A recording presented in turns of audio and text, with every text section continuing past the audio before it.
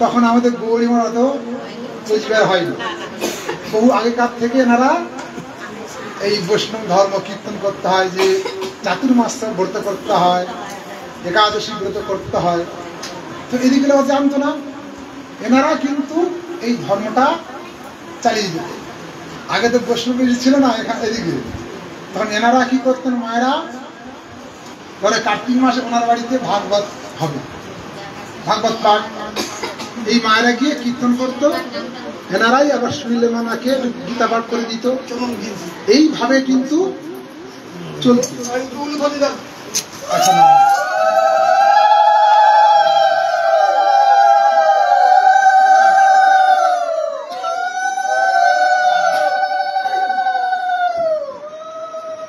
যখন আমি কুচবিহার এসেছি 2013 সালে ডিসেম্বর মাসে, তখন আমাদের যে মঠে ইনচার্জ ছিলেন আমাদের বামনপাড়ার গৌরী মঠের পরম পূজ্যপাদ ভক্তি বেদান্ত ঋষিকেশ মহারাজ, উনি তখন হট করে কি হয়েছে, মানে হার্ট ব্লক হয়ে গেছিলেন, হাড় আড়াগ হয়ে শিলাকে নিয়ে যেতে যেতে রাস্তায় প্রাণ ছিল। তখন আমরা সবাই ছিলাম শিলিগুড়ি মঠে, শুনলাম। তাহলে ওখান থেকে আমরা এসে ওনার কাজ করলাম। কাজ করার পরে গুরুদেব আমাকে এই মঠের ভার দিয়েছে, তুমি এখানে থাকো, এই মঠ চালাও।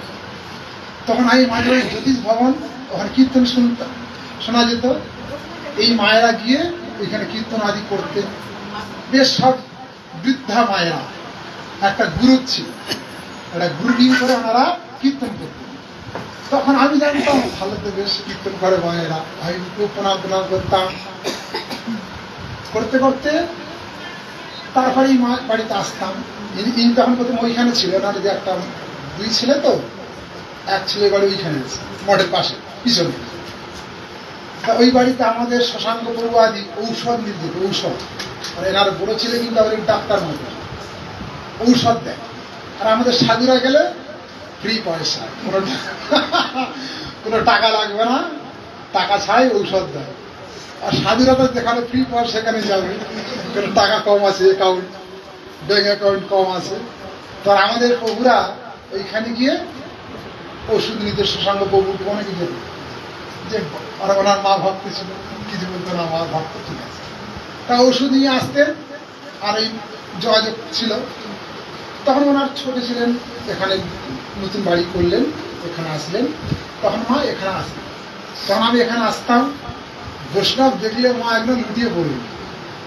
অসুস্থ শরীর, দেহ চলে না, তথাপি কেউ যদি বৈষ্ণব বাড়িতে আসে, এত ভাবে উনি আপ্যায়ন করতেন, মানে রেসপেক্ট মনোভাব ছিল, বৈষ্ণবের যে সম্মান উনি করতেন। উনি বৈষ্ণব আসলে আগে বৈষ্ণব কি খাবে কি না খাবে এই চিন্তা, বৈষ্ণব এসছে মানে যেখানে অসুস্থ থাকলেও আগে বৈষ্ণবকে তারপর সম্মান করতেন। তাই আমি মাঝে মধ্যে আসতাম, হ্যাঁ, এসে গল্প করতাম, বৈষ্ণব ধর্ম আলোচনা করতাম। হ্যাঁ, বলে আমি বলতাম, মা আমি অনেক প্রচার করেছি বৈষ্ণব ধর্ম, গ্রামে গ্রামে আশেপাশে সব জায়গায়, আপনাদের সবাই চেনেন।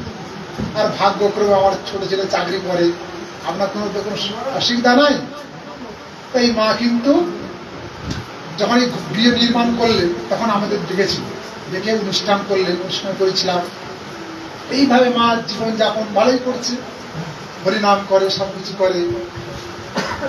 তার কালক্রমে সবাইকে জগৎ থেকে চলে যেতে হয়, মা চিরকাল কেউ জগতে থাকবে। তাই মা খুব সম্মান করতেন বৈষ্ণবদের।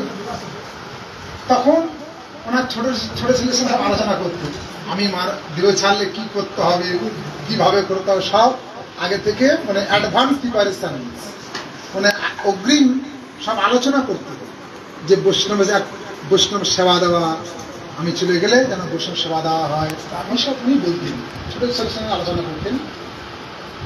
তাই আমি যেখানে আসতাম, মা আমাকে প্রণামী দিত, চাল ডাল সব দিত, মা এটা নিয়ে যাও মহারাজ, গোবিন্দ সেবায় লাগা। তদ্রুপ ওনার বৌমা, ছোট বৌমাও করে, আমি আসলে চাল ডাল দেয়। তা যাই হোক, উনি এইভাবে চলে গেলেন। যাওয়ার পরে হঠাৎ করে ঠিক আছে, মা চলে গেল, বয়স হয়েছে, আর ওনার কিন্তু সব ছোট ছেলেই সব দায়িত্ব। একদিন ভাগবত পাঠ হবে, এটা ছোট ছেলের কিন্তু মাতৃভক্তি, মা যা বলবে ওটাই ঠিক, মার উপরে কিন্তু কোনদিন। তাই উনি বলতেন এই ভাগবত পাঠটা এখানেই হবে, ওই যে ঢুকতে যে ঘরটা আছে অনেকদের খাট না কি আছে বলে খাট সরাতে হবে, এখানেই হবে, মহারাজ আসবে এখানেই ভাগবত পাঠ। তো ওইখানেই ভাগবত পাঠ ওনার ছোট ছেলে মা যা বলেছে তাই হবে, এখানেই হবে। তা ভাগবত পাঠ টাঠ করা হলো, কার্তিক মাসে আমরা আসলাম সবাই মিলে ভাগবত পাঠ করলাম। তো ওনার ছোট ছেলে দেখলাম মাতৃভক্তি আছে, যার মাতৃভক্তি নাই তার সব কিছুই নাই। মানে foundation stone of life, foundation মানে ভিত, ভিত যদি ঠিক না থাকে কিছু হবে, ঘর করুন যাই করুন, ফাউন্ডেশন হলো জীবনের ভিত। মাতৃভক্তি যার নাই সেই ছেলে মেয়ে কোনদিন improvement you can not whole life, কোনদিন উন্নতি করতে। এই জন্য মাতৃভক্তিটা কিন্তু খুব গুরুত্বপূর্ণ বিষয়। তা যাই হোক, ওনার মাতৃ আদেশ পালন করার জন্য উনি আজ সমস্ত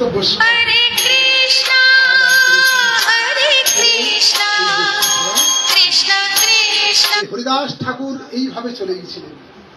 হরিদাস বলেছিল যে প্রভু আমি যখন চলে যাব, যখন মৃত্যুর সময় যেন আপনাকে আমি দর্শন করতে পারি, যখন আমি চলে যাব আর জীবার উচ্চারিমু তোমার কৃষ্ণ চৈতন্য নাম, এই মতে মোর ছাড়িব প্রাণ।